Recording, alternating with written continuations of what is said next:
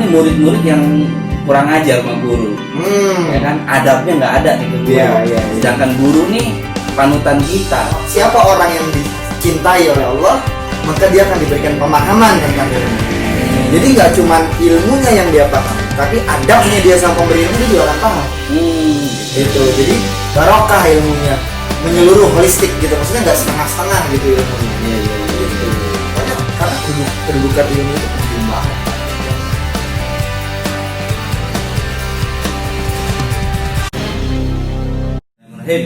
Assalamualaikum. Waalaikumsalam warahmatullahi wabarakatuh. Kembali lagi di channel kita, YH. Oke. Jadi sehat. Siap. Lama nih kita nih gak berjumpa nih Bang Yedi. Satu minggu kayaknya. Satu minggu guys. Seminggu gitu. Bang. Lu kemana aja Bang? Lu di rumah aja nih Bang, sambil ngerjain kerjaan-kerjaan di rumah lah. Kan gue masih online lah. Udah mulai aktif nih ya? Aktif udah mulai sih. Normal lagi seperti kemarin-kemarin? Normal, gue kurang tahu sih. Yang sekarang sih kerjaan-kerjaan yang lama-lama nih gue lagi kerjain juga sekarang. Cuman yang baru-baru masih belum ada Bang. Iya. Terus apa nih kira-kira nih? Ada info apa nih yang kita mau bicarain nih, kita share ke teman-teman nih? Ini kita kayaknya ngebahas tentang guru gimana Bang? Guru silat. Enggak, gurunya guru agama mungkin. Atau guru-guru kita lah. Pokoknya guru. Oke. Kenapa guru? Guru nih karena gue ngelihat ada apa namanya orang-orang nih murid-murid yang kurang ajar sama guru. Ya kan, adabnya nggak ada gitu. Sedangkan guru nih panutan kita, proses kita belajar dari nggak tahu jadi tahu di guru itulah. Gitu Bang. Itu ada satu kitab namanya kitab Ta'lim Muta'alim yang nulis tuh namanya Imam Jarmuzi Al-Hanafi, kalau nggak salah dari Turki. Itu di situ jadi apa namanya, backgroundnya beliau nulis ini kitab karena di zaman beliau tuh beliau ngelihat pelajar yang belajar terus-terusan lambat lama, tapi hasilnya nggak maksimal. Kenapa tuh kayak gitu? Nah itu dia, makanya itu jadi backgroundnya beliau untuk nulis kitab itu. Akhirnya beliau mencari tahu, sehingga beliau nulis apa sih yang jadi kendala, yang jadi hijab buat dia untuk mendapatkan buah dari ilmunya gitu. Akhirnya dijelasin dalam kitab itu tuh dijelasin gimana menuntut ilmu, gimana niatnya, gimana metodenya, bahkan di situ dijelasin juga gimana cara kita menghormati ilmu dengan menghormati pakarnya. Siapa pakarnya?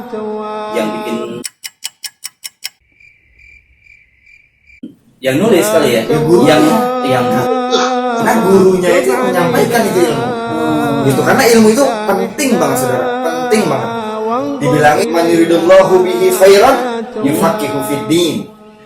Siapa orang yang dicintai oleh Allah, maka dia akan diberikan pemahaman tentang ilmu.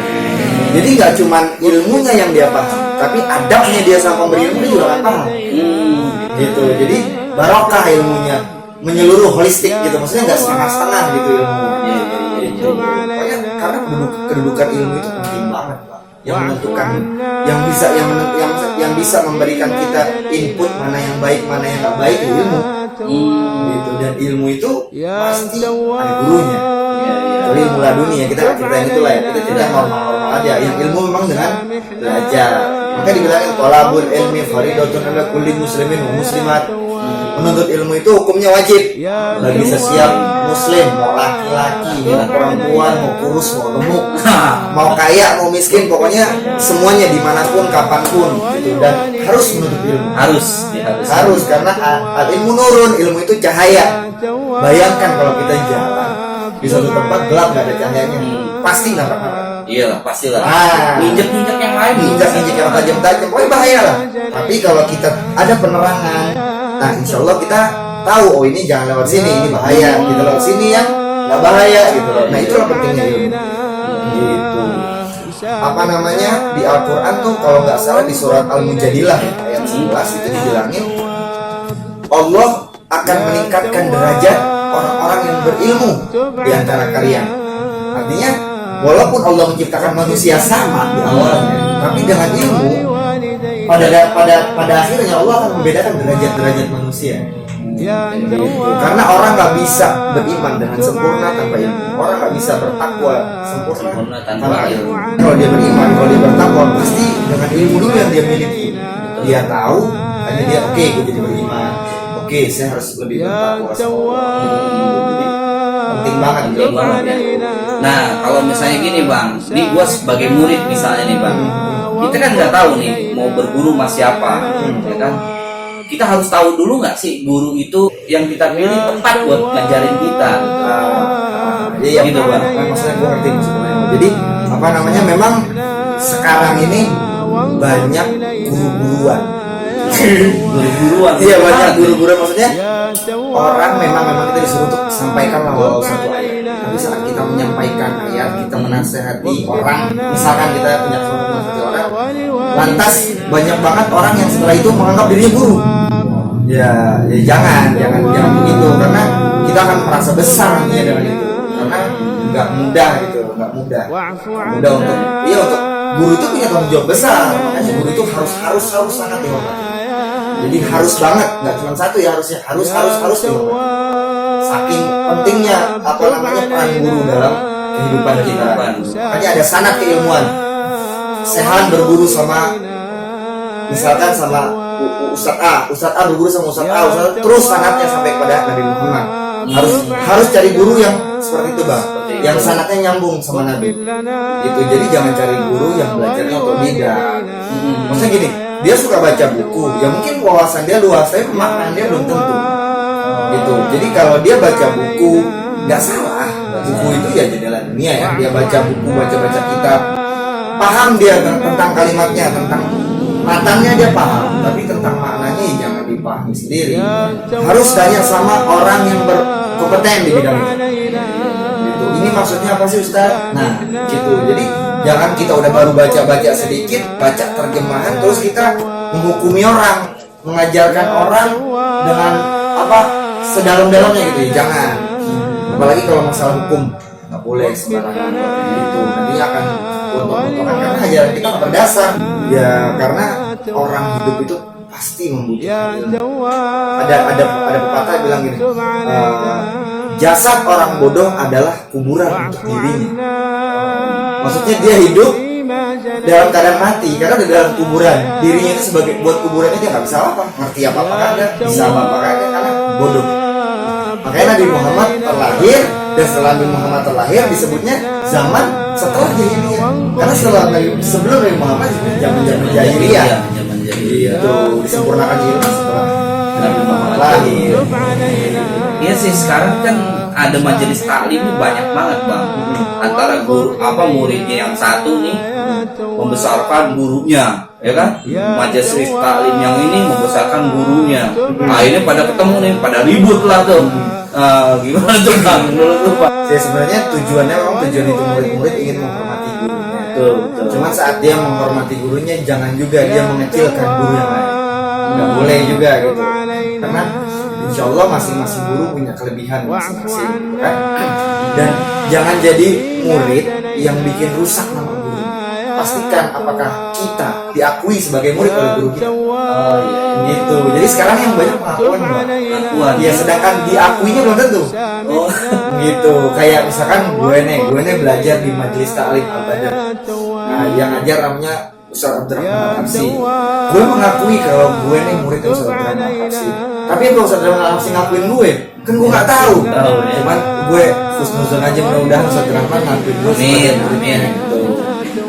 Ya banyak loh masalahnya di kampung-kampung di tempat gue juga banyak yang gontok-gontokan gara-gara orang baru bisa sedikit mau ngajar di masjid.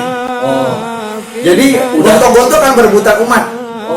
Wah, berebutan umat. Banyak banget kayak gitu, banyak. Jadi kapasitasnya belum cukup tapi dia udah memaksakan dirinya, dia pengen show lah gitu. Kalau orang seperti itu pasti niatnya udah ngeri juga kan. Sedangkan ustadz yang lillah itu ustadz yang benar, gue sih yakinnya nggak ada tujuan untuk mencari uang. Andai kata mereka banyak uang, andai kata mereka kaya, gue yakin itu muridnya yang tahu diri. Karena ustadznya juga punya keluarga, ustadznya punya kebutuhan hidup, makanya muridnya nih ya memberikan hadiah. Begitu kita kita dapat manfaat dari ustadz, ya kita berikan apa yang kita mampu buat ustadz kita. Bahkan tapi nggak boleh kasih sodako, kasih zakat buat guru tuh nggak boleh. Nggak ada, itu namanya nggak ada adab. Jadi kita harus memberikan hadiah. Gitu. Bang, gue juga pengen tahu dong, di Islam nih hadis sama ayat-ayat yang menyangkut ke guru gitu bang. Iya, apa aja? Apa namanya di surat An-Nahl kalau nggak salah itu dibilangin, maka bertanyalah kepada orang yang punya ilmu. Itu kan menandakan kalau kita harus bertanya kepada orang yang memiliki ilmu. Siapa memiliki ilmu? Ya guru. Kalau dia memberikan ilmunya kepada kita, dia mengajarkan kita, berarti dia guru. Di Quran ada, di hadis pun ada, di hadis riwayat Tirmizi dibilangin, sesungguhnya Allah, malaikat dan semua makhluk yang ada di bumi dan langit, di langit dan bumi, mereka bersolawat untuk para mu'alim, para pengajar yang memberikan ilmu yang bermanfaat.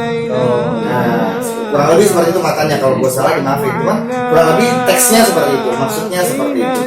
Artinya Allah sendiri, bahkan Allah menyuruh malaikat dan semua makhluk yang ada di bumi dan langit untuk bersolawat, doakan mu'alim, para guru-guru, tapi guru-guru yang benar-benar. Bahkan ada satu kisah Khalifah Harun Ar-Rasyid.